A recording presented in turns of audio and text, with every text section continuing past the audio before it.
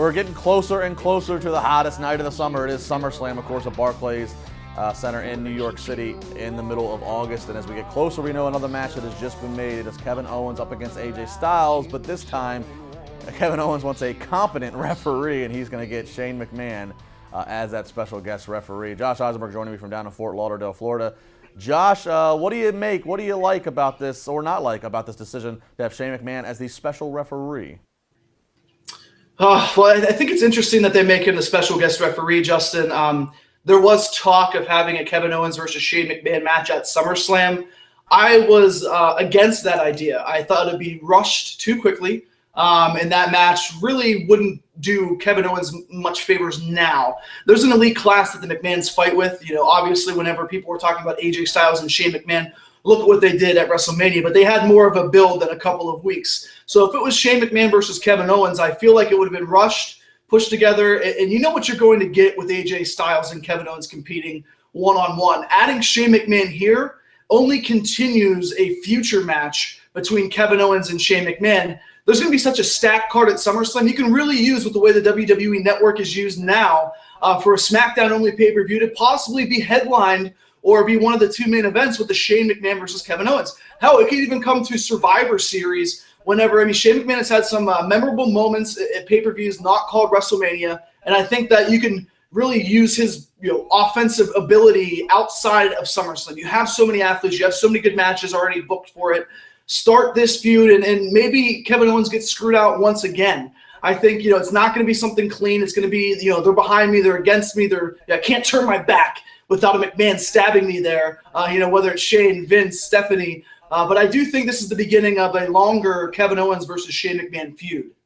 Yeah, I got to agree with you across the board with that. I think you're right. SummerSlam is going to have enough weight to it that whenever a McMahon steps in the ring, that's always it's always a headline-worthy match and marquee. So that could really be a valuable anchor to the fall for one of the SmackDown-only pay-per-views. And you're right, you need a longer build here. Shane McMahon, you need a longer build with any of the McMahons. There's a longer build to make it, again, worthy and logical of why they're finally having to step in the ring when they are quote-unquote not regular wrestlers. I still find it interesting too, Josh. I don't know how much of this you've seen, but the talk on social media is still, you'd think people would learn their lesson, but maybe we are just it's just the age that we are in of people that are still that I'm seeing that are still talking negatively about what we all assume, which is going to be an eventual Shane versus Kevin Owens match, about Owens needs to be going for the world title. It shouldn't be Shane needs to step up. It's like you'd think after we had to talk about this with AJ Styles at Mania, you'd think people by now would figure it out. That working against the McMahon is a compliment. That means that that means they care about you and the booking. I'm still baffled that the smartest, I'm using the air quotes here, the smartest of the viewers have not figured that out. And it's amazing, isn't it? It's so amazing that people are bitching and complaining that Kevin Owens isn't necessarily competing for the WWE World Championship. Well, aside from this week, when it was headlined by John Cena and Shinsuke Nakamura, Justin, do you remember the last time the World Championship feud actually ended SmackDown? Because I don't. It's been a long time since you've seen Jinder Mahal or the World Championship and SmackDown become the main event, the headline, and that even takes us back to what happened this past week on Raw with Big Show and Big Cass. So being in a World Championship or Universal Championship feud doesn't necessarily mean you're the number one storyline in the eyes of WWE. No, you're absolutely right, and I think there's a ton of potential here. Kevin Owens is that character who he plays a very good heel when he wants to. When he wants to be that dastardly heel, he can really pull it off.